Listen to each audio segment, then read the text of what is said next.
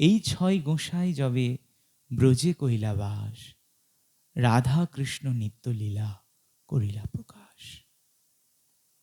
যখন গোস্বামীগণ বৃন্দাবনে বাস করতে শুরু করলেন, এক এক রূপ গোস্বামী, সনাতন গোস্বামী, তখন বৃন্দাবনে যে যে স্থানে ভগবান যে যে লীলা করেছিলেন, সেই সেই স্থানে সেই লীলাগুলো প্রকট করে চিহ্নিত করলেন। ওই জন্য রূপ গোস্বামী, সনাতন গোস্বামী ওনারা একটা গাছের তলায় এক রাত যাপন করতেন, এবং কৃষ্ণ ওই ভোর রাতে তাদেরকে লীলা, যে লীলা ওই গাছের তলায় হয়েছে বা ওই স্থানে হয়েছে, সেই লীলা প্রকট করেছেন। সেই লীলা পুনরায় কৃষ্ণ করলেন। তাই বলছেন, এই ছয় গোসাই যাবে ব্রজে কৈলাবাস, রাধা কৃষ্ণ নিত্যলীলা করিলা প্রকাশ। এইভাবে সেই লীলাস্থলীগুলো দেখে তিনি বিচার করে 360টি লীলাস্থলী আবিষ্কার করেছেন রূপ গোস্বামী, সনাতন গোস্বামী। মানে কৃষ্ণের 360টি লীলা যে যে স্থানে হয়েছে সেগুলো চিহ্নিত করেছেন। অন্যান্য আরও গোস্বামীরা তারাও প্রকাশ করেছেন, কিন্তু শুধু রূপ গোস্বামী এবং সনাতন গোস্বামী বৃন্দাবনে কৃষ্ণের 360টি লীলাস্থলী আবিষ্কার করেছে। ঠিক আছে, 360টি লীলাস্থলী। আজকে যে আমরা বৃন্দাবনে যাচ্ছি, নানান সম্প্রদায় বৃন্দাবনে গিয়ে বাস করছে। বৃন্দাবনে কোথায় চিরঘাট, কোথায় বংশীবট, কোথায় সিঙ্গার বট। এই সিঙ্গার বটের তলায় রাধারানী কে কৃষ্ণ সিঙ্গার করেছেন।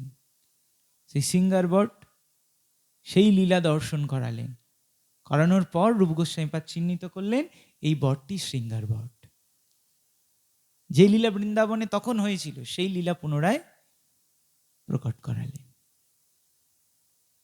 সেই জন্য ভগবানের শুদ্ধ ভক্তরা যখন এই জগৎ ছেড়ে চলে যায়, ভগবানের ধাম আবৃত হয়ে যায়।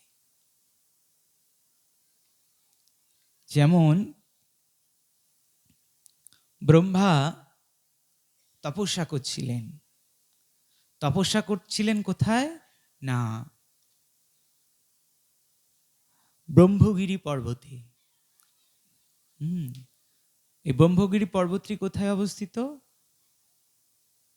জানা আছে কারোর? পুরীতে। পুরী জগন্নাথ মন্দিরটা রয়েছে নীলগিরি পর্বতের উপর, আর আলারনাথ হচ্ছে ব্রহ্মগিরি পর্বত। এই ব্রহ্মগিরি পর্বতে ব্রহ্মা তপস্যা করছিলেন। কেন তপস্যা করছিলেন? ব্রহ্মা ভাবলেন যে ভগবান আমাকে এত সুন্দর সৃষ্টি করার দায়িত্ব দিয়েছে, কিন্তু এই সৃষ্টিতে এমন একটা স্থান নেই যে জায়গায় জন্ম মৃত্যু জরা ব্যাধি নেই, তাই না? তাহলে এই সৃষ্টিতে যেখানেই যাক সেখানে জন্ম আছে, জন্ম হলেই বৃদ্ধি হবে, বৃদ্ধি হলেই একসময় জরাগ্রস্ত হবে, রোগ আসবে, ব্যাধি হবে, তারপরে কি হবে? মৃত্যু হবে। অর্থাৎ এই জগতের এমন কোনো জায়গা নেই যেখানে দুঃখ নেই। তাহলে আমি যা ভগবানের নির্দেশে যা সৃষ্টি করতে পারছি সব দুঃখময়। তখন ব্রহ্মা পরমেশ্বর ভগবানের ধ্যান করতে শুরু করলেন, ধ্যান করতে লাগলেন। কেন? না, এমন কি কোনো স্থান আছে যেখানে কোনো দুঃখ নেই? তখন ব্রহ্মা ধ্যান করতে করতে দেখলেন যে ভগবান আবির্ভূত হয়েছে। আবির্ভূত হওয়ার পর ভগবান বললেন, হে ব্রহ্মা, এটা আমার নিত্য ধাম, এখানে আমি নিত্য অবস্থান করি, আর এই স্থানে আমার দ্বারা সুরক্ষিত। আর এখানেই নীলগিরি পর্বতে আমার অভিন্ন স্বরূপ জগন্নাথ দারুব্রহ্মরূপে আমি বিদ্যমান আছি। তখন ব্রহ্মা বর চেয়ে নিলেন যে হে প্রভু, আপনি কথা দিন যারা এই নীলগিরি পর্বতে আপনাকে দর্শন পাবে সবাই মুক্তি লাভ করে বৈকুণ্ঠে ফিরে যাবে। তো সমস্ত জীব যখন বৈকুণ্ঠে ফিরে যাচ্ছে তখন যমরাজ খুব ব্যথিত হলেন। যমরাজ ভাবলেন আমার কোনো সেবা রইল না, কেউ আর যমলোকে ফিরে যাচ্ছে না। তখন যমরাজ পুনরায় তপস্যা করতে শুরু করলেন। কেন না, ভগবানের কাছ থেকে বর নেওয়ার জন্য। কি বর চায়? যে না, সবাই যেন বৈকুণ্ঠে ফিরে না যায়। তখন যমরাজ বর প্রার্থনা করতে লাগলেন। যমরাজ, ভগবান কিছু উত্তর দিলেন না। লক্ষ্মী দেবী যমরাজকে দেখে হাসলেন, হে যম, এই শ্রীক্ষেত্র ধামে তোমার কোনো প্রভাব নেই। এই ধামটি পুরোটা আমার দ্বারা নিয়ন্ত্রিত, বা প্রভু শ্রীহরির দ্বারা নিয়ন্ত্রিত। তখন যমরাজ অবাক হয়ে গেলেন, কিন্তু এরমভাবে যদি সবাই বৈকুণ্ঠে ফিরে যায়। তখন ভগবান বললেন, ঠিক আছে, আমি তোমাকে একটা সাহায্য করতে পারি। ব্রহ্মার অর্ধপরার্ধকাল, অর্ধপরার্ধকাল মানে ব্রহ্মার 100 বছর আয়ু, তার অর্ধেক সময় আমি স্বর্ণ বালুকা দ্বারা আবৃত থাকব। এই জগন্নাথের মন্দিরটা, পুরীর মন্দিরটা প্রায় ব্রহ্মার 50 বছর সোনার বালু দ্বারা আবৃত ছিল। বুঝতে পারছেন? তা সোনার বালি দ্বারা আবৃত, এখন যদি সোনার বালি দ্বারা আবৃত থাকতো তাহলে আর বালি থাকতো পুরীর সমুদ্রের ধারে? হ্যাঁ, থাকতো কি? থাকতো না। ঠিক আছে, বাস্তবিকভাবে সোনা এবং রূপোর কিভাবে জন্ম হয়েছে জানেন? হ্যাঁ, জানা নেই। যখন শিবজি তো সমুদ্র মন্থনের ফলে বিষ পান করেছিলেন। বিষ পান করার ফলে শিবজি তিনি তো তাকে সারা রাত জাগানো হয়েছিল কীর্তন করি, ভগবানের মহিমা বর্ণনা করার পর। তারপর ভগবান ধন্বন্তরী রূপে অবতীর্ণ হয়েছিলেন, হয়ে অমৃত নিয়ে বিতরণ করেছেন। কিন্তু বিতরণ করতে যাবেন তখন তো অসুরগণ ভগবানের ধন্বন্তরীর হাত থেকে কলসিটা ছিনিয়ে নিলেন। তখন ভগবান মোহিনী রূপ ধারণ করেছিলেন। তাই এই রূপ দেখার জন্য মহাদেবের লোভ হয়েছিল। মহাদেব সেই সময় বিষের যন্ত্রণায় ছটফট করছিলেন। তাই সমস্ত দেবতাগণ ভগবানের মোহিনী রূপ দর্শন করেছেন, মহাদেব করেননি। একদিন ভগবানকে বললেন, হে দেবগণ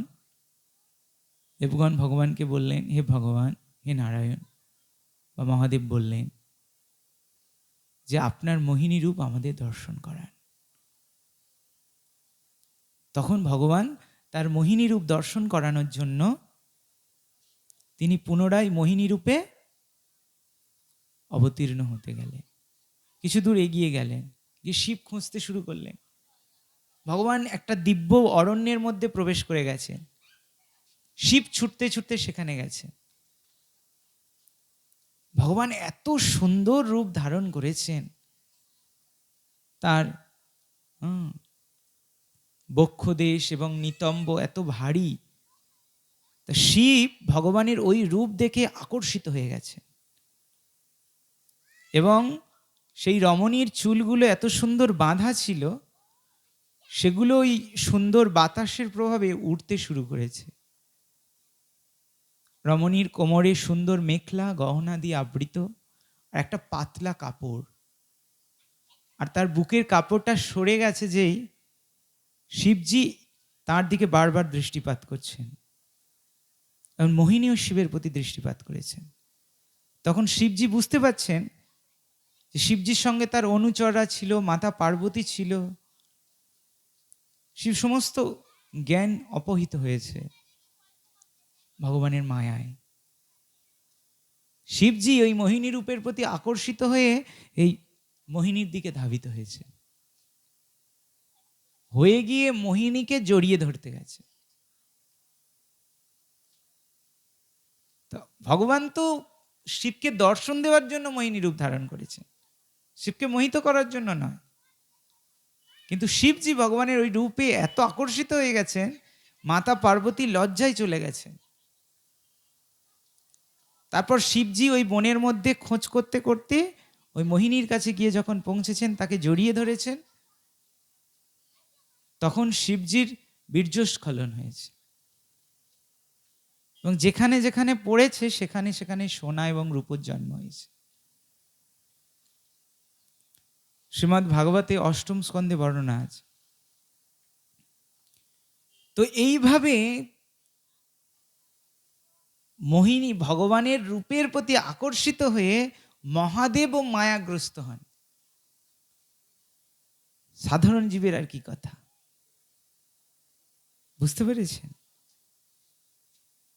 মহাদেব মোহগ্রস্ত হয়েছে। তারপর যখন এরকম ঘটনা ঘটে গেছে, তখন মহাদেব বাহ্য স্মৃতিতে ফিরেছে। আচ্ছা, আমি তখন বুঝতে পারলেন হে নাথ। তখন তিনি লজ্জা থেকে উত্তীর্ণ হয়ে তিনি ফিরে গেলেন কৈলাস, ভগবানকে প্রণাম করে প্রদক্ষিণ করে। তো এখানে বোঝানো হচ্ছে যে ভগবানের মায়া কত শক্তিশালী যে শিবকেও মোহিত করতে পারে। তো সাধারণ জীবের আর কি কথা।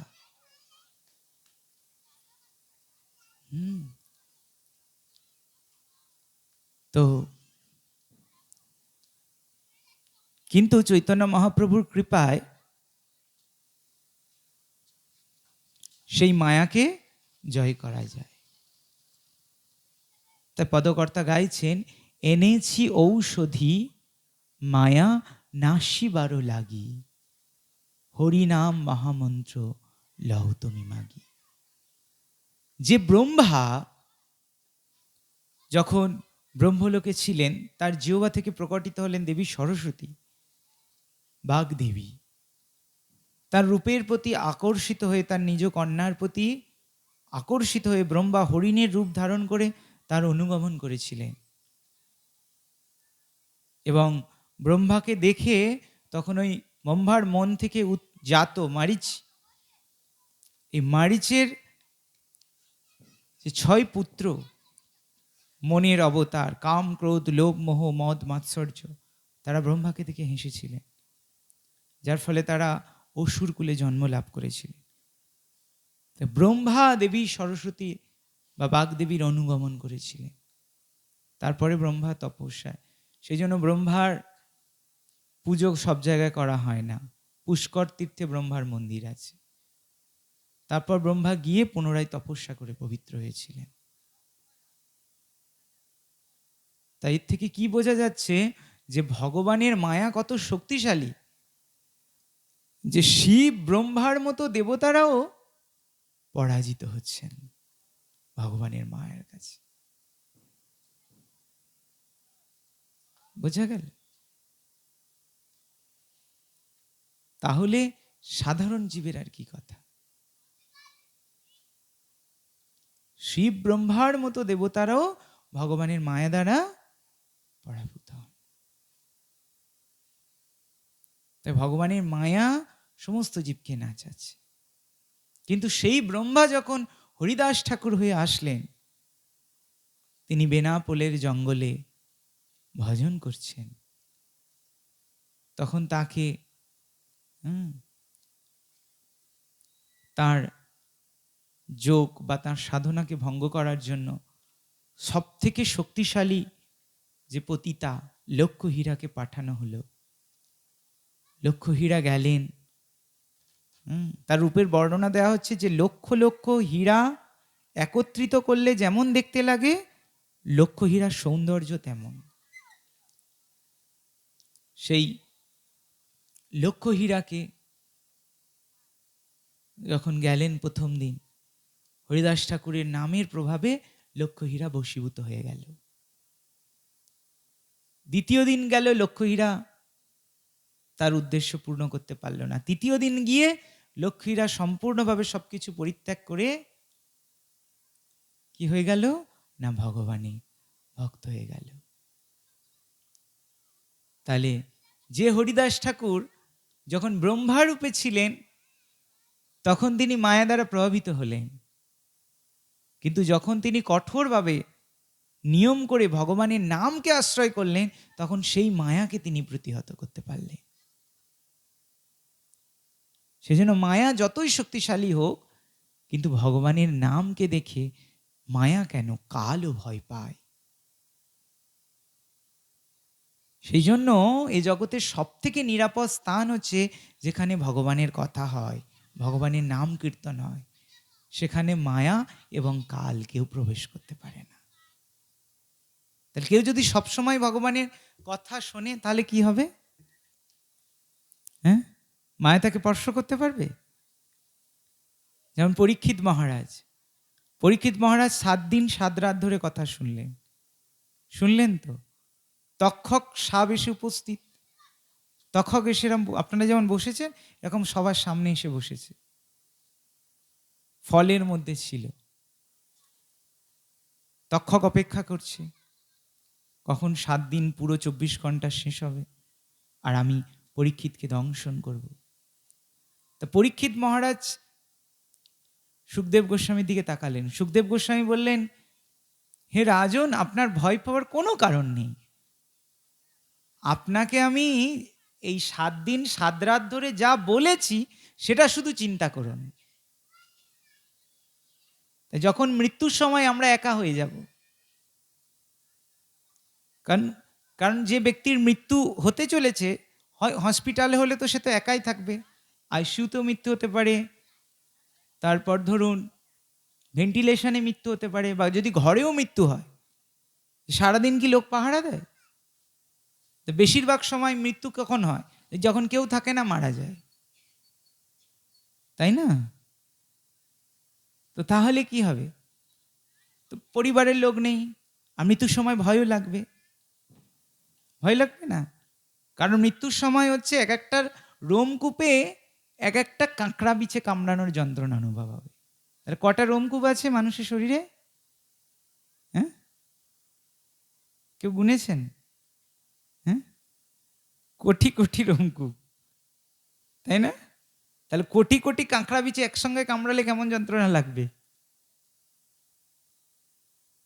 আর সেই যন্ত্রণার মাঝে আপনি একা শুয়ে রয়েছেন, হয়তো ঘরে একা, কারণ মৃত্যুর সময় অনেককে, বেশিরভাগ ক্ষেত্রে আমরা দেখি যে নিচে শুইয়ে দেওয়া হয়, তাই না?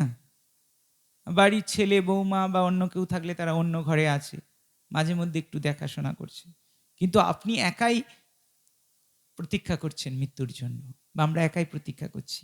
আর দেখতে পাচ্ছি সেই যমদূতদের, মৃত্যুর 21 দিন আগে থেকে এই যমদূতরা এসে যায়, ঠিক আছে? সেজন্য তারা ভয় পায়। গরুড় পুরাণে বর্ণনা করা হয়েছে, যখন কোনো ব্যক্তির মৃত্যু হবে সে নিজের নাক নিজে দেখতে পাবে না, তবে বুঝতে হবে তার মৃত্যু আগত। গরুড় পুরাণে বর্ণনা আছে সে মৃত্যুবরণ করতে চলেছে। আরো অনেক সিম্বল আছে, সে তার পূর্বজদের দর্শন পাবে, মানে যারা মারা গেছে, মৃত ব্যক্তির দর্শন পাবে। অনেক সময় কাকের স্বপ্ন দেখবে, এগুলো হচ্ছে মৃত্যুর আগের কিছু সংকেত দেয়। তো এরকম ভাবে তো মৃত্যু উপস্থিত হবে। এবার ধরুন আপনার পাশে ঘরে রয়েছেন, কিন্তু আপনি ভয়ে একা, অনেক সময় শুধু মানুষ হাঁ করে শুধু জল, হয়তো মুখে একটু কয়েক চামচ জল দিচ্ছে, এরকম অবস্থায় 20-22 দিন থেকে যায়, প্রাণটাও বেরোচ্ছে না, আবার এ হচ্ছে না, কিন্তু প্রত্যেকটা মুহূর্তে তো ভয় অনুভব হচ্ছে। যমদূতদের দেখছে, প্রথমে দূরে দেখবে, দেখবে দরজার কাছে দাঁড়িয়ে আছে, দেখছে ঘরের কোণে কেউ দাঁড়িয়ে রয়েছে, তারপর দেখছে তার পাশে কেউ দাঁড়িয়ে রয়েছে, তারপর দেখছে মাথার কাছে দাঁড়িয়ে রয়েছে। একজন মাথার কাছে দাঁড়ায় আর দুইজন পায়ের কাছে দাঁড়ায় যমদূত। কারণ যে মাথার কাছে দাঁড়ায় সে গলায় ফাঁসটা দেয়, আর যারা পায়ের কাছে দাঁড়ায় তারা পা দুটো ধরে, যাতে পাটা ছটপট করে, তো পা দুটো শক্ত করে ধরে। আর যখন গলায় ফাঁসটা দেয় তখন ওই ঘর ঘর ঘর ঘর করে শব্দ উৎপন্ন হয়, গলায় কফ পিত্ত বায়ু আটকে যায়। দেখবেন কারোর মৃত্যু দেখেছে, ঘর ঘর করে শব্দ উৎপন্ন হয়। এইরকম অবস্থায় মৃত্যু এসে উপস্থিত হয়। সে একাই সেই ভয়ের সামনাসামনি করে, তীব্র ভীষণ যন্ত্রণা।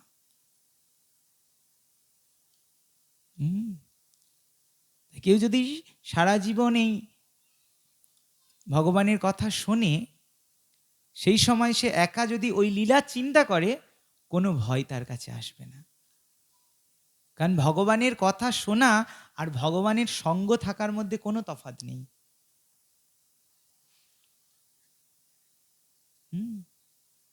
এই জন্য এই যে ভগবানের কথা, যে নারদ মুনি যখন জিজ্ঞেস করলেন ভগবানকে, হে ভগবান, আপনাকে কোথায় গেলে সবসময় দেখতে পাবো?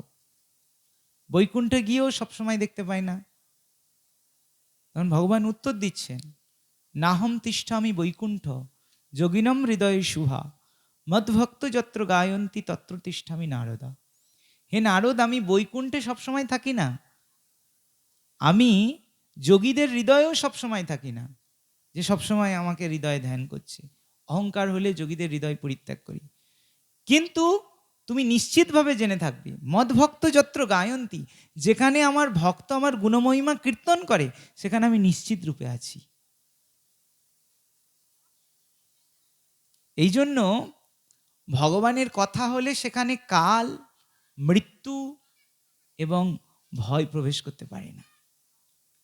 কারণ ভয়েরও ভয় হচ্ছেন ভগবান। তাই কেউ যদি সারা জীবন ধরে এই ভগবানের কথা প্র্যাকটিস করে, শোনার অভ্যাস করে, এগুলো তো কিছু না কিছু মনে থাকবে। সেগুলো মৃত্যুর সময় যদি চিন্তা করতে পারে, সেগুলো স্মরণ হয়, তো কাল বা ভয় তার কাছে আসবে না, বিষ্ণুদূতগণ আসবে, তাকে নিয়ে চলে যাবে। তাই সুখদেব গোস্বামী পরীক্ষিত মহারাজকে বললেন, হে মহারাজ পরীক্ষিত, আপনার ভয় পাবার কোনো কারণ নেই। আপনাকে আমি 7 দিন 7 রাত ধরে যা শোনালাম, সেটাই আপনি স্মরণ করুন, চিন্তা করুন। পরীক্ষিত মহারাজ কি আচরণ করার সময় পেয়েছিলেন শ্রবণ করার পর? না, শুধু শুনেছিলেন। 7 দিন 7 রাত শোনার পর বললেন, যা তোমাকে যা বললাম তুমি সেটা শুধু কি করো? স্মরণ করো। যখন স্মরণ করো বলছি, তখন পরীক্ষিত মহারাজ সেই লীলার স্মরণ করতে শুরু করলেন। লীলার স্মরণ করতে করতে তার চিন্ময় ইন্দ্রিয় প্রকাশ পেয়ে বৈকুণ্ঠের রথে উঠে পড়েছেন। তিনি বৈকুণ্ঠের রথে উঠে পড়েছেন, তখন দেখছেন তার দেহটা তক্ষক দংশন করে পুড়িয়ে ছাই করছে। ধ্রুব মহারাজ তার উপযুক্ত সময় 36,000 বছর রাজত্ব করার পর যখন ধ্রুব মহারাজের কাছে মৃত্যুদেবী আসলেন, মৃত্যুদেবী এসে মাথা নিচু করে প্রণাম জানাচ্ছেন। ধ্রুব মহারাজ ভগবানের যে রূপ দর্শন করেছিলেন সেই রূপে চিন্তা করলেন। চিন্তা করতে করতে তিনি ওই মৃত্যুদেবীর মাথায় পা রেখে রথের ওপর পা রাখলেন। মৃত্যুদেবী মাথা নিচু করে বসে আছেন।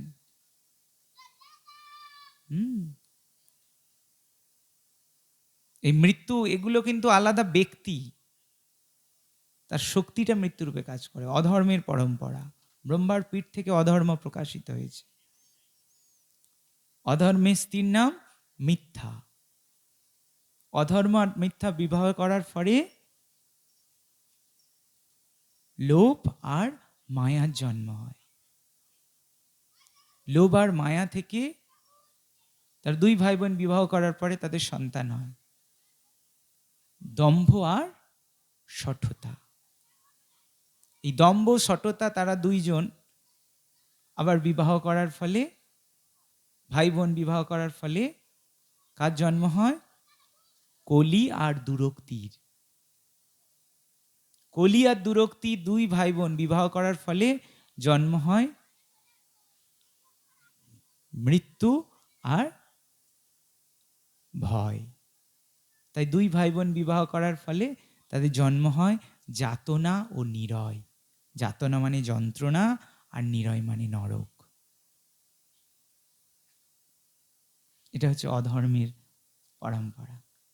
অধর্ম মানে কোনো এরম নয়। অধর্ম কলি কাল, যেমন কলির ব্যক্তি একটা স্বরূপ আছে, বুঝতে পারলেন? এরকম অধর্মের স্বরূপ আছে। যেমন দেবতাদের রাজা ইন্দ্র, তার একটা স্বরূপ আছে, দেহ আছে। এখন মিথ্যার একটা দেহ আছে। আমরা যখন মিথ্যা কথা বলি, ওই মিথ্যা আমাদেরকে প্রভাবিত করে, তখন মিথ্যা কথা বলি। বোঝা গেল?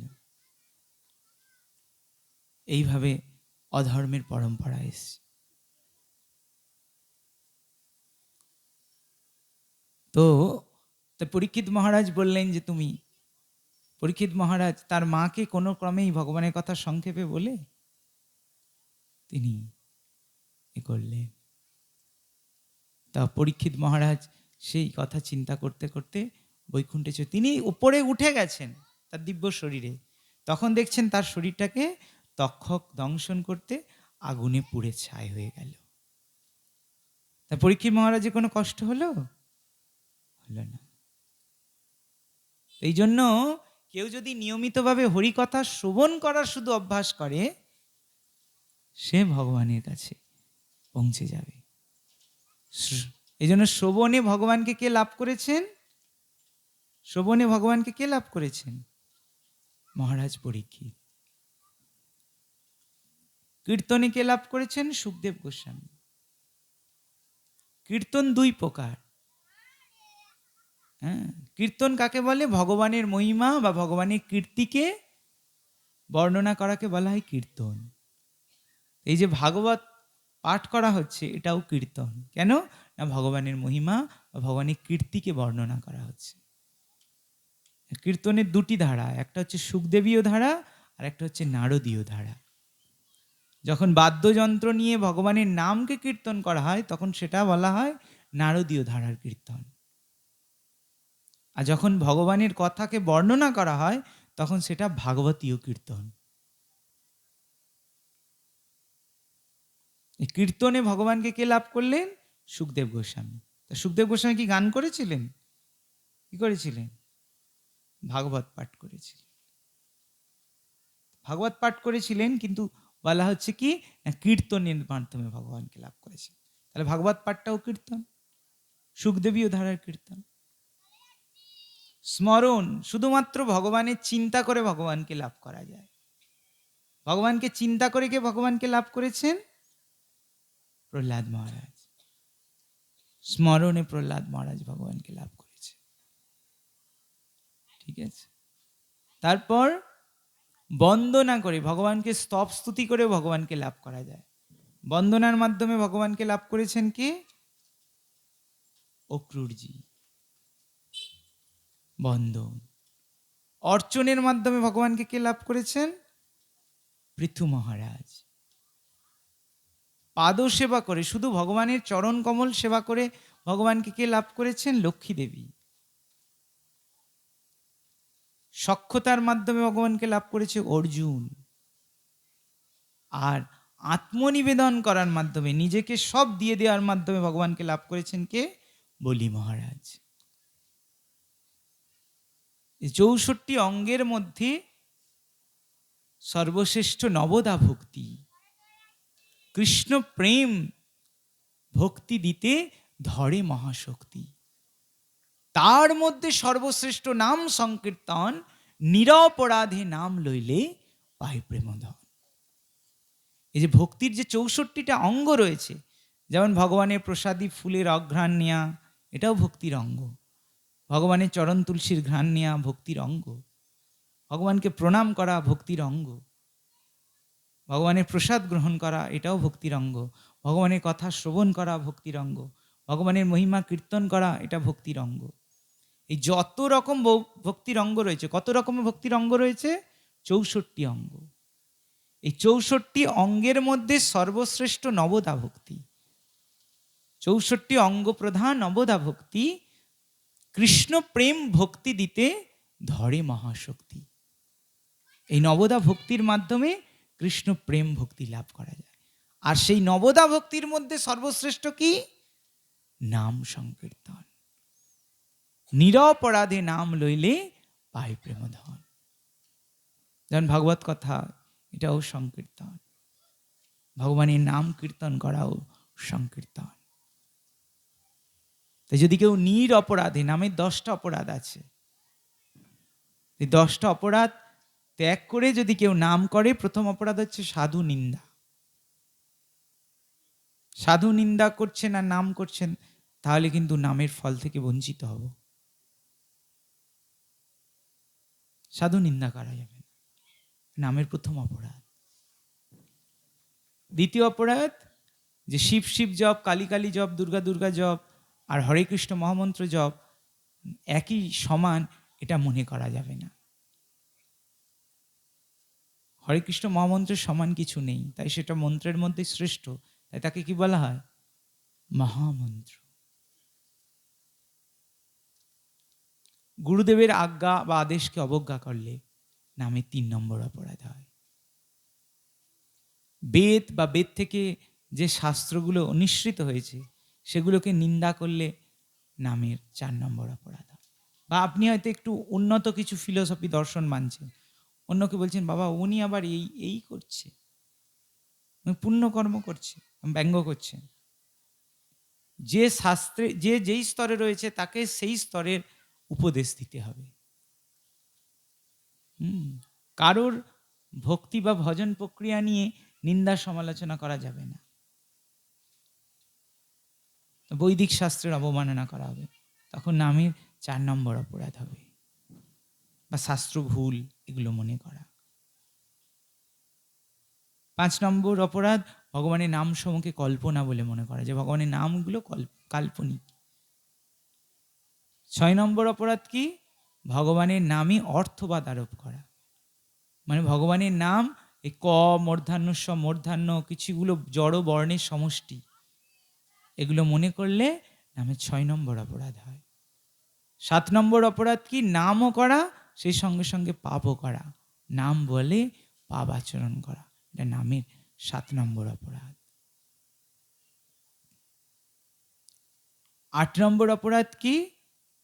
ভগবানের নাম করলে পুণ্য হবে, এরকম মনে করলে 8 নম্বর অপরাধ হয়। ভগবানের নাম করলে পুণ্য হয়? ভগবানের নাম করলে পুণ্য নষ্ট হয়। যেমন পাপ নষ্ট হয়, পুণ্যও নষ্ট হয়। কেন না? পাপ পুণ্য দুটোই বন্ধনের কারণ। পুণ্যের ফলে আমরা স্বর্গলোক যাই, আবার পুণ্য ক্ষীণ হয়ে গেলে এই জড় জগতে নেমে আসতে হয়। আর পাপ কর্মের ফলে আমরা কোথায় যাই? নরকে যাই। আবার কিঞ্চিত যে পাপ বাকি থাকে, সেই পাপ নিয়ে দরিদ্র পরিবারে কুৎসিত চেহারা নিয়ে বিকলাঙ্গ হয়ে আমাদের জন্মগ্রহণ করতে হয়। তাহলে দুটোই দুঃখের কারণ, তাই না? পাপও পুণ্য, সব ফল ভগবানকে অর্পণ করতে হবে। পাপ কর্মের ফলও ভগবানকে দিয়ে দিতে হবে, পুণ্য কর্মের ফলও ভগবানকে দিয়ে দিতে হবে। যদি দিয়ে দেয়া হয় তাহলে কি হবে? তখন সমস্ত কর্মফলের প্রভাব থেকে সে মুক্ত হবে। তো মুক্ত হয়ে ভগবানের ধাম লাভ করবে। তো সেই জন্য ভগবানের ভক্ত অনেক বুদ্ধিমান। তাই সে মনে করে আমার সমস্ত দায়িত্ব ভগবান আপনি গ্রহণ করুন, আমার নহিত আমি। সর্বস্ব তোমার চরণে সপিয়া পড়েছি তোমার ঘরে, তুমি তো ঠাকুর তোমার কুকুর বলিহা জানো মরে। অর্থাৎ ভগবান তুমি আমার ঠাকুর আর আমি তোমার কুকুর। যে কুকুর গৃহে পালিত হয় তার খাবার চিন্তা আছে? সে জানে তার মনিব তাকে সময় সময় খাবার খাওয়াবে, আবার তাকে ঘুরতে নিয়ে যাবে, তাই না? আমরা যদি কৃষ্ণের দাসত্ব স্বীকার করি, গলায় বেল্ট পরি, তাহলে কৃষ্ণ কি করবে? আমাদের সবকিছুর ব্যবস্থা করবে। অনন্যশ্চিন্ত অন্তমাম যে জনা পর্যুপাসতে তেষাম নিত্যাভিযুক্তানাম যোগক্ষেমম বাহাম্মা। কেউ যদি অনন্য চিত্তে কৃষ্ণের ভজনা করে, কৃষ্ণ তার সবকিছু সরবরাহ করে। এরকম সত্য ঘটনা রয়েছে পুরীতে। পুরীতে একজন মহান ব্যক্তি ছিল যার নাম গীতা পান্ডা। সে যখন গোটা পুরীতে বন্যা হয়ে গেছে, তো সে ভাবছে যে ভগবান, তার স্ত্রী বলছে যে ভগবান যে খাওয়ায় তুমি যে বলছো, আর সেদিন সৌভাগ্যক্রমে সেই শ্লোকটা পড়েছে, 10 দিন তাদের বাড়িতে কিছু খাবার দাবার নেই। বলছে আমি এটা মানতে পারছি না বলে তার স্ত্রী সে পেন দিয়ে সেই শ্লোকটি কেটে দিয়েছে, গীতা পান্ডার স্ত্রী।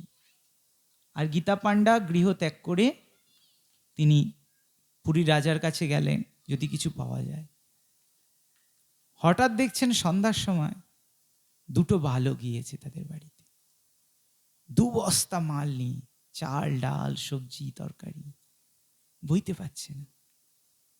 তো তখন সেই গীতা পান্ডার স্ত্রী ব্রাহ্মণী জিজ্ঞেস করছে, বালক তোমরা কারা? নিশ্চয়ই আমাদের ব্রাহ্মণ পাঠিয়েছে। ও আচ্ছা, নিজে বইতে পারছে না বলে তোমাদের দিয়ে পাঠিয়েছে। ব্রাহ্মণের সত্যি কোনো জ্ঞান নেই। এই ছোট ছোট বাচ্চা দুটো যাদের এত কোমল হাত, তাদেরকে দিয়ে এত ভারী বোঝা বোয়াচ্ছে।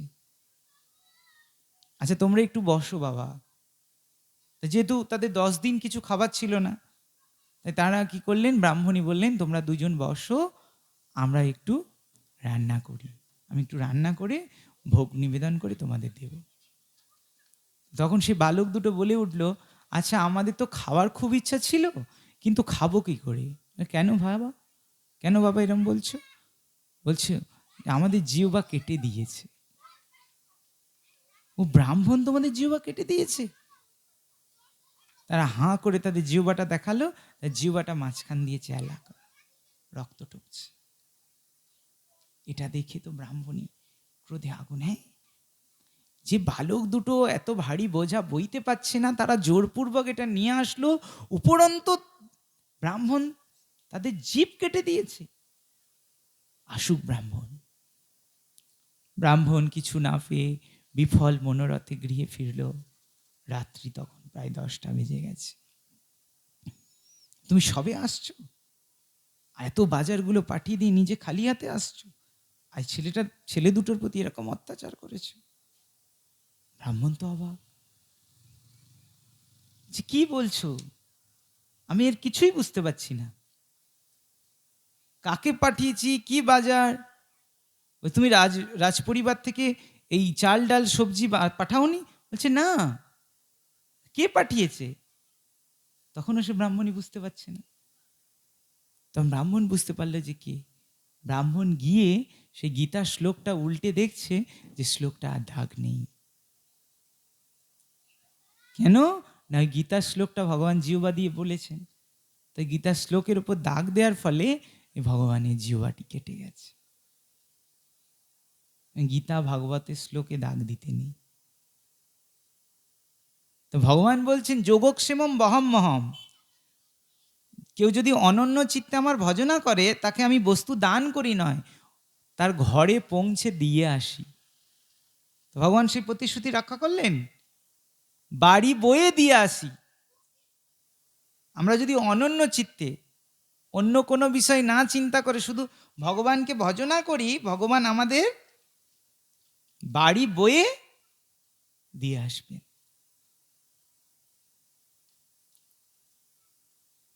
হরিদাস ঠাকুর এক আসনে বসে জপ করতেন, মহাপ্রভু প্রত্যহ হরিদাস ঠাকুরের জন্য প্রসাদ নিয়ে যেতেন,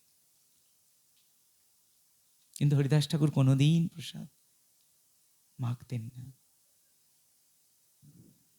আমরা যদি হরিনাম করি, কিন্তু আমরা অনেক কিছু করতে পারবো, কিন্তু এক আসনে বসে হরিনাম করতে পারবো না, তাই না? অনেক কঠিন বিষয় আমাদের কাছে। তো এইরকম ভগবানের কৃপা হয়। যত পাপ বৃদ্ধি পায় তখন ভগবানের ধামগুলো আবৃত হয়ে যায়। পাপীরা গিয়ে যখন ধামে আশ্রয় নেয়, যে কথা আমরা প্রথম বলছিলাম, তো মায়াপুর এরকম আবৃত হয়ে গেছিল। ভক্তি বিনোদ ঠাকুরের কৃপায় এই মায়াপুরকে আমরা লাভ করেছি। ভক্তি বিনোদ ঠাকুর দেখলেন যে গঙ্গার ওপারে, কিন্তু গদুম দ্বীপে থাকতেন, যেটা দিব্য প্রাসাদ ভেসে উঠল, আবার অন্তর্ধান করল। যে প্রাসাদের বর্ণনা নিত্যানন্দ প্রভু প্রথম নবদ্বীপ পরিক্রমা কে করেছেন? নিত্যানন্দ প্রভু জীব গোস্বামী পাদকে নিয়ে করেছিলেন।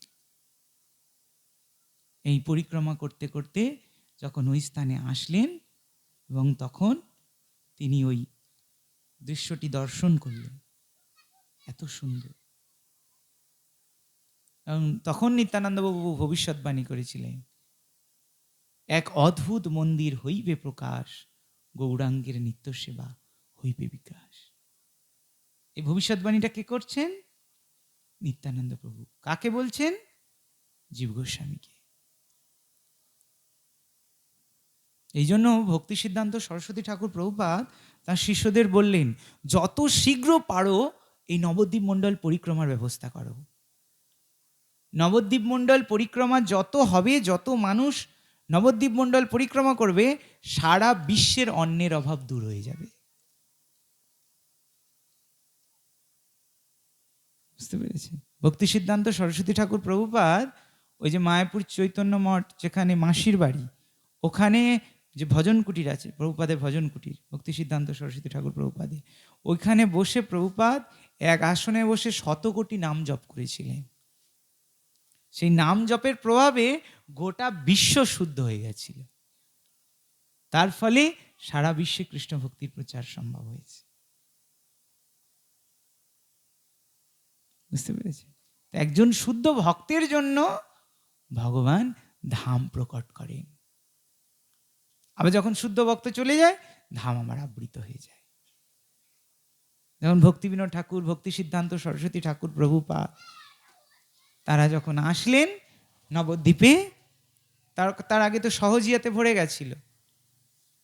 ন্যাড়া নেড়ি কর্তাভোজিত চূড়াধারী জাত গোসাই নামে তারা প্রবাহ বাঁধিল এবং নিত্যানন্দবাবু কৃপাকে তারা আটকে দিল। তারা বলল, বৈষ্ণব কেবলমাত্র জন্মসূত্রেই হবে, জন্মসূত্রে যারা গোসাই তারাই দীক্ষা দান করতে পারবে। এইভাবে নিত্যানন্দবাবু কৃপা করুণা ধারাকে বেঁধে দিল। ঠিক আছে? যার ফলে মানুষ বুঝতে পারল না। তারা সাধন সঙ্গিনী নিয়ে ঘুরে বেড়াতো। ঠিক আছে? সাধন সঙ্গিনী নিয়ে ঘুরে বেড়াতো, হলুদ শাড়ি পরতো, হলুদ মাখিয়ে স্নান করতো, রাধাভাবে পুজো করতো। এবং তোতারাম দাস বাবাজি বলে একজন নবদ্বীপে থাকতেন, যিনি ভক্তি বিনোদ ঠাকুরের কাছে আসতেন।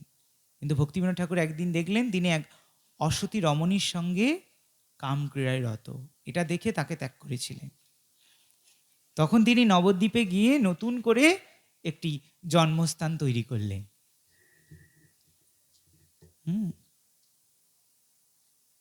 এই নবদ্বীপে যে মহাপ্রভু জন্মস্থানটা কে তৈরি করেছেন? তোতারাম দাস বাবাজি। তো ভক্তি বিনোদ ঠাকুর তিনি এই যখন দর্শন করলেন পরের দিন ওই নদীর পাড় ধরে ধরে গিয়ে দেখলেন একটি নিম গাছ আর তার চারিদিকে তুলসীর বন। উনি জিজ্ঞেস করছেন এই গ্রামটার নাম কি? তো অন্যেরা উত্তর দিচ্ছে মিয়াপুর। মুসলমানরা থাকে তাই মায়াপুর বদলে কি হয়ে গেছে? মিয়াপুর।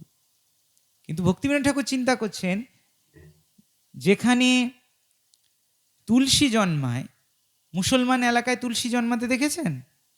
তুলসী গাছ হয় মুসলমান এলাকায়? হয় না। এখানে তুলসী জন্মেছে কি কারণ?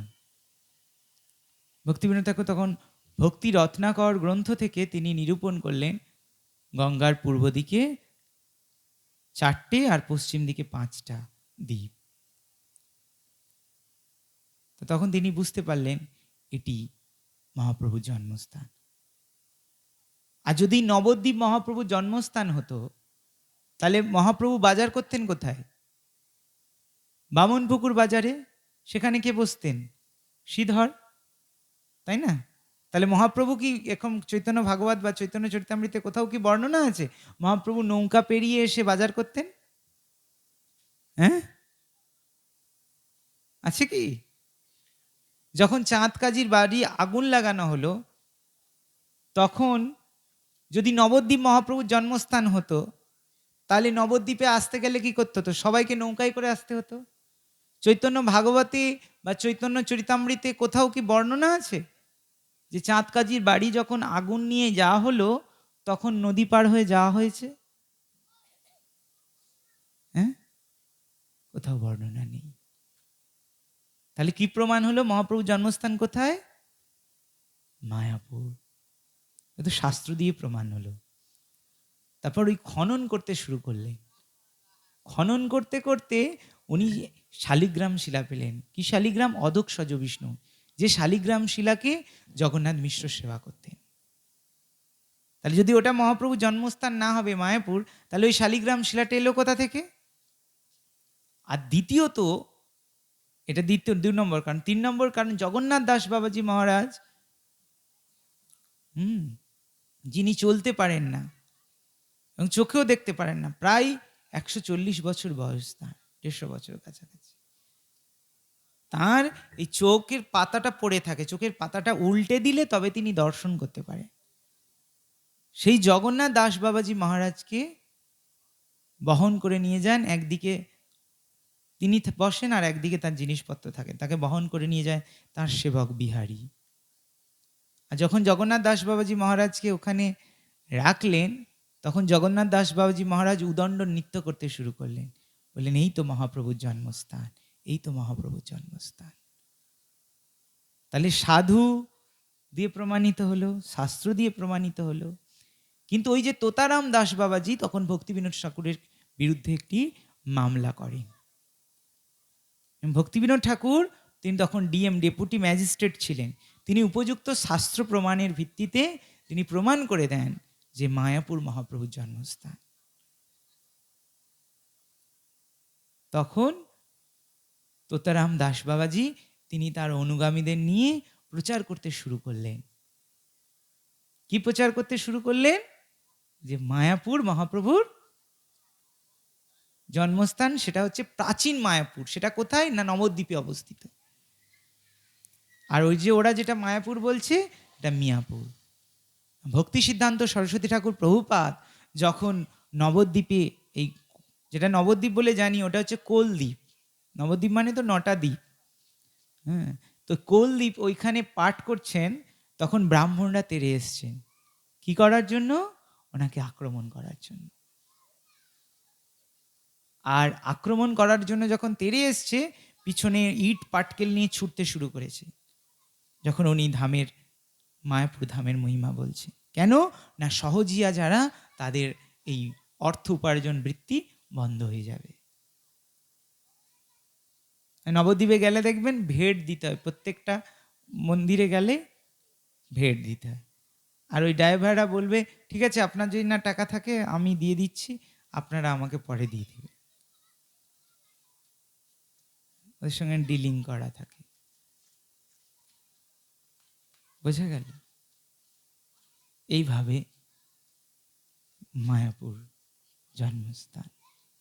তখন ভক্তি সিদ্ধান্ত সরস্বতী ঠাকুর প্রভুপাদকে একজন বিশাল বড় সেই তরবারির মতো অস্ত্র নিয়ে এসেছেন ওনাকে বধ করবে বলে, গলা কাটবে বলে। তখন বিমলা প্রসাদ ভক্তি সিদ্ধান্ত সরস্বতী ঠাকুর তিনি একজন অন্য শিষ্যের পোশাক পরে কোনো রকম পালিয়ে প্রাণ বাঁচান। এরকম পরিস্থিতিতে প্রচার করেছেন ভক্তি সিদ্ধান্ত সরস্বতী ঠাকুর। আর আমাদের এখন সব সাজানো বাগান।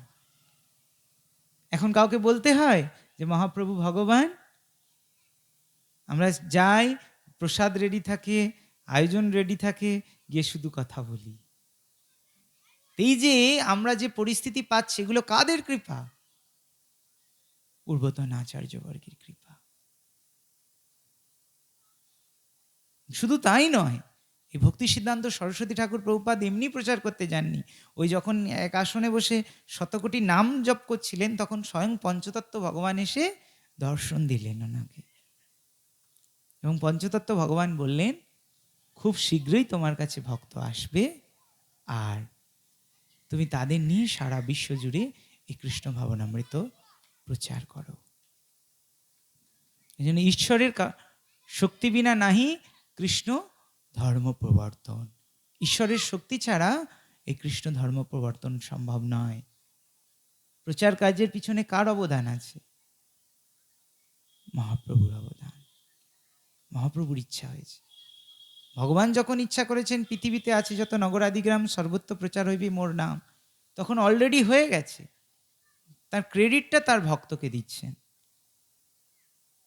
ভগবান যেটা ইচ্ছা করা মাত্রই হয়ে যায়। যেমন অর্জুন ভাবছে যে আমি যুদ্ধ করছি, তাই না?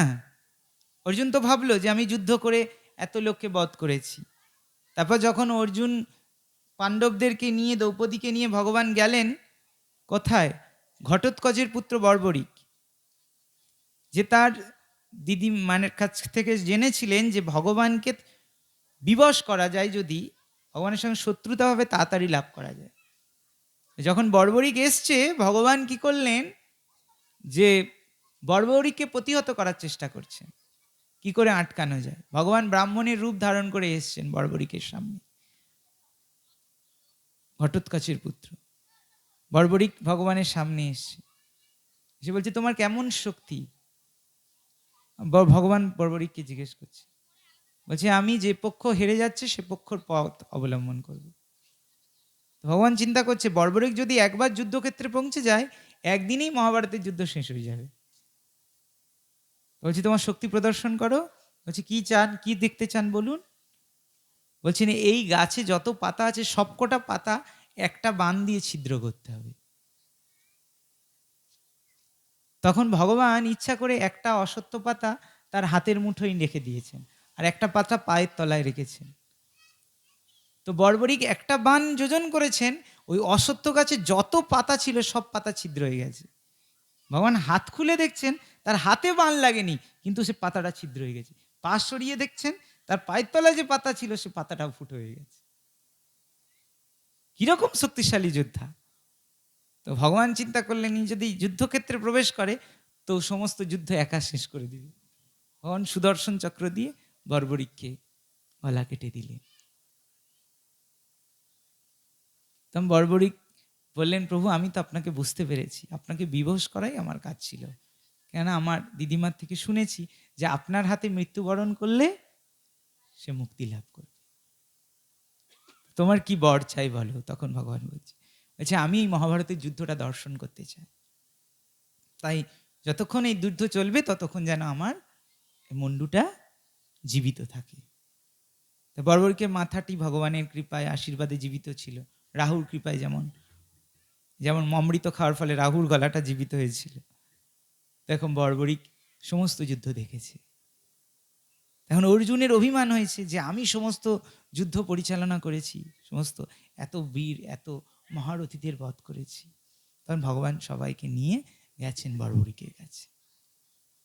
যখন বর্বরিকের কাছে নিয়ে গেছে, বর্বরিককে বলছে দেখো বর্বরিক কারা এসছে। তখন বর্বরীকে পরিচয় দিচ্ছে, অর্জুন বলছেন আমি শ্রেষ্ঠ ধনুর্ধারী অর্জুন, যে যুদ্ধে এতজনকে বধ করেছি। তখন বর্বরী হাসছে, তুমি হাসছো কেন, আমাদের অপমান করছো? বলছে না অর্জুন, হয়তো তুমি জানো না যে প্রকৃতপক্ষে তোমার বাণ দ্বারা কেউ বধ হয়নি। এই যখন তুমি বাণ নিক্ষেপ করছো, প্রত্যেকটা বাণের অগ্রভাগে ভগবানের সুদর্শন চক্র যাচ্ছে, সেই সুদর্শন চক্র দ্বারা সবার মৃত্যু হয়েছে। দেখো সবাই বৈকুণ্ঠ প্রাপ্তি হয়েছে। তখন অর্জুন অবাক হয়ে গেছে। আবার সেই অর্জুন যখন ভগবান এই ধাম ছেড়ে চলে গেলেন, ভগবানের যে 16,108 জন পত্নী, তো এবার তারা বিধবা হয়ে গেছেন। হ্যাঁ, তাদেরকে নিয়ে যখন অর্জুন ফিরে আসছেন হস্তিনাপুর দ্বারকা থেকে, তখন পথমধ্যে ব্যাধ ধরেছে। ব্যাধ ধরে এই কন্যাগুলোকে, এই তার কৃষ্ণের স্ত্রীদেরকে অপহরণ করে নিয়ে যেতে চাইছে। যখন অপহরণ করে নিয়ে যেতে চাইছে, তখন অর্জুন আর তার ধনুক গান্ডীব তুলতে পারছে না। অর্জুন অবাক হয়ে গেছে, কেন আমি গান্ডীব তুলতে পারছি না? কেন না, ভগবান চলে যাওয়ার সঙ্গে সঙ্গে অর্জুন শক্তিহীন হয়ে গেছে। যে অর্জুন গান্ডীব ধারণ করে সবাইকে বধ করেছে, সেই অর্জুন ধনুকই তুলতে পারছেন না। কেন না, ভগবান চলে যাওয়ার সঙ্গে সঙ্গে তার শক্তি অপহরণ করে নিয়েছে। এই জন্য আমাদের কোনো কিছু নিয়ে গর্ববোধ করা উচিত নয়। ধন হোক, রূপ হোক, সম্মান হোক, কত সুন্দরী, হ্যাঁ তাই না? আমাদের বিশ্ববিখ্যাত নায়িকা শ্রীদেবী, তাই না? কোথায় মৃত্যুবরণ করতে হলো? একটা বাথটবে, যেখানে স্নান করে, বাথরুমে, তাই না? কি আশ্চর্য! তাহলে এই জন্য আমাদের কখনো এইগুলো সব কার গুণ? ভগবান। সর্বস্ব চাহম হৃদি সন্নিবিষ্ট মত্ত স্মৃতির জ্ঞানম অপহনম চ। ভগবান যদি চান, তার স্মৃতি বিদ্যা সব হরণ করে নেবেন। মত্ত স্মৃতি জ্ঞানম অপহনম চ বেদ্যম অহম রহমেদ বিদ্য বেদান্তকৃত বিদেহ চাহম। অর্থাৎ ভগবান যদি কারো হৃদয়ে জ্ঞান প্রকট করেন, তবেই তার হৃদয়ে জ্ঞান প্রকট হবে। আর যদি তিনি অপহরণ করতে চান, সব অপহরণ করে নেবেন। যেমন হিরণ্যকশিপু কত জ্ঞানী। হিরণ্যকশিপু বলছেন তার মাকে যে মা, এই দেহ অনিত্য, আত্মা নিত্য। তুমি যে তোমার পুত্র হিরণ্যকের জন্য শোক করছো, শোক করা উচিত নয়। কে বলছে? হিরণ্যকশিপু। কাকে বলছে? তার মাকে। আবার সেই হিরণ্যকশিপু কি প্রতিজ্ঞা করছে? সেই হিরণ্যকশিপু প্রতিজ্ঞা করছে যে অসুরদের বলছে, অসুরগণ তোমরা চলে যাও, গিয়ে সমস্ত দেবতাদের পুজো করার যত উপকরণ আছে, আম গাছ, বেল গাছ, জাম গাছ, এই সবগুলো ছেদন করে দাও, নষ্ট করে দাও, যাতে ঋষিরা যজ্ঞ করতে না পারে। যজ্ঞের উপকরণ নষ্ট করে দাও। আর কি করবে? সমস্ত যজ্ঞের উপকরণ তোমরা নষ্ট করে দাও, আর আমি ব্রহ্মার তপস্যা করে আসি। আমি তখনই শান্ত হব যদি বিষ্ণুর গলা কেটে বিষ্ণুর রক্ত দিয়ে আমার ভাইয়ের তর্পণ করব। কিরম সাংঘাতিক প্রতিজ্ঞা! বিষ্ণুর গলা কেটে বিষ্ণুর রক্ত দিয়ে তার ভাইয়ের তর্পণ করবেন। কে বলছেন এটা? হিরণ্যকশিপু। অথচ হিরণ্যকশিপু তার মাকে জ্ঞান দিচ্ছেন এ দেহ অনিত্য, আত্মা নিত্য। তাহলে যিনি জানেন দেহ অনিত্য, আত্মা নিত্য, আত্মার মৃত্যু হয় না, তা ভগবান নিজেই তো পরমাত্মা। ভগবানের কি আলাদা দেহ হয়, আত্মা হয়? ভগবান কি দেহ ত্যাগ করেন? ভগবানের দেহ ত্যাগ করতে হয় না। ক্ষীরের পুতুল, কোথায় কামড় দিলে ক্ষীরের স্বাদ পাওয়া যাবে না, এরকম হয় নাকি? ক্ষীরের পুতুল মানে তো সর্বঙ্গই তো ক্ষীর দিয়ে তৈরি। ঈশ্বর পরমকৃষ্ণ সচ্চিদানন্দ বিগ্রহ, ভগবান সচ্চিদানন্দ মানে কি? তার পুরো শরীরটাই চিন্ময়। জীব যেমন, জীবের শরীরে যেমন আত্মা আছে, পরমাত্মা আছে, দেহ আলাদা ধারণ করতে হয়, ভগবানকে দেহ ত্যাগ করতে হয় না। এবং শ্রী চৈতন্য মহাপ্রভু জগন্নাথের শরীরে বিলীন হয়ে গেছেন, টোটা গোপীনাথে বিলীন হয়ে গেছেন। এখনো প্রমাণ আছে, টোটা গোপীনাথের হাঁটু ফেটে রয়েছে, এই বাম হাঁটু ফেটে রয়েছে। বিষ্ণুপ্রিয়া দেবী, বিষ্ণুপ্রিয়া দেবী, মহাপ্রভুত্বের কথা দূরের কথা, বিষ্ণুপ্রিয়া দেবী ওই যে নবদ্বীপে গিয়ে দেখবেন ধামেশ্বর মহাপ্রভু, এই বিষ্ণুপ্রিয়া দেবী মহাপ্রভু যখন চলে গেলেন, বিষ্ণুপ্রিয়া দেবী তো স্ত্রীত্ব দর্শন করার অধিকার নেই স্বামীকে সন্ন্যাস নেওয়ার পর। বিষ্ণুপ্রিয়া দেবী তখন ক্রন্দন করছিলেন, মহাপ্রভু তাকে স্বপ্নে এসে বললেন যে আমাদের গৃহের এই যে নিম বৃক্ষ দিয়ে 3টে বিগ্রহ বানানো হবে, একটা দ্বিজ বাণীনাথের কাছে থাকবে, একটা এখানে, আর আরেকটা থাকবে কাটোয়াতে।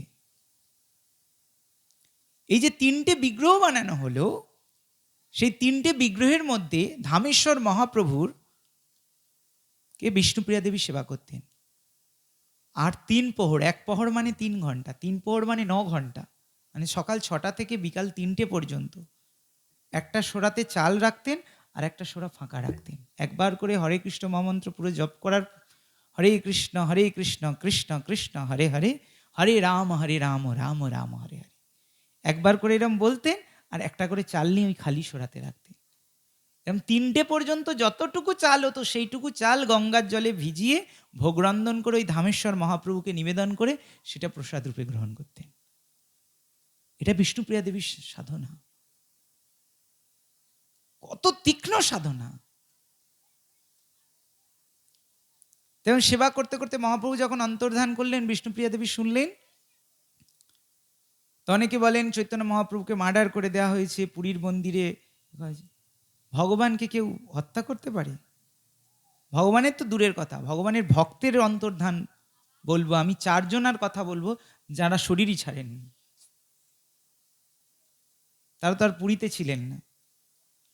অনেকে বলেন পাণ্ডাদের কার্যে মহাপ্রভু বাধা দিচ্ছিলেন, তাই এভাবে মত প্রকাশ করে না। মহাপ্রভুর কথা ছেড়ে দিলাম, আসি বিষ্ণুপ্রিয়া দেবী তো আর পুরীতেও ছিলেন না আর অন্য জায়গায় ছিলেন না, তিনি তো আর গৃহে থাকতেন মায়াপুরে, তাই না, নবদ্বীপ কোলদ্বীপ। বিষ্ণুপ্রিয়া দেবী দেহ পাওয়া গেল না কেন? বিষ্ণুপ্রিয়াকে কি গুম খুন করা হয়েছে? সব পাগলের প্রলাপকে লাভ নেই। তো বিষ্ণুপ্রিয়া দেবী ওই বিগ্রহ সেবা করতে করতে ওই বিগ্রহের মধ্যে বিলীন হয়ে গেলেন ধামেশ্বর মহাপ্রভু, তার প্রমাণও দিয়ে গেছে। এবার তারপরে বিষ্ণুপ্রিয়াকে খোঁজ করা হচ্ছে, কোথায় বিষ্ণুপ্রিয়া?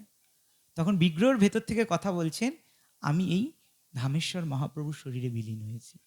তার প্রমাণ কি? বিষ্ণুপ্রিয়া দেবীর নাকের মাঝখানে মেয়েরা পড়তো আগের দিন নলক বলা হয়, ওই মহাপ্রভুর নাকে নলক ছিল না, ওই নলকটা আটকে গেছে, এবং ওই নলকটা যখন ছিঁড়তে গেছে তখন রক্তপাত হচ্ছে, এখন ওই নলকটা লেগে রয়েছে ধামেশ্বর মহাপ্রভুতে।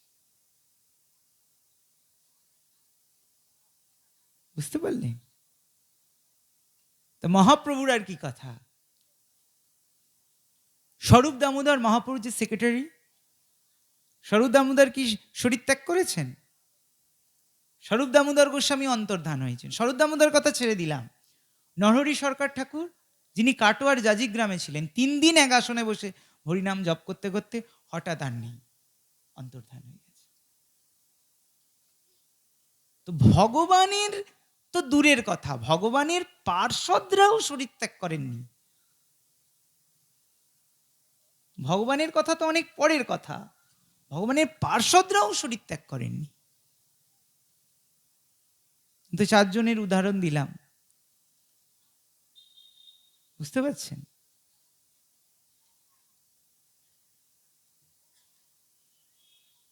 এখনো সেই স্থান রয়েছে। নরহরি সরকারের শ্রীপাঠ বড়ডাঙ্গা।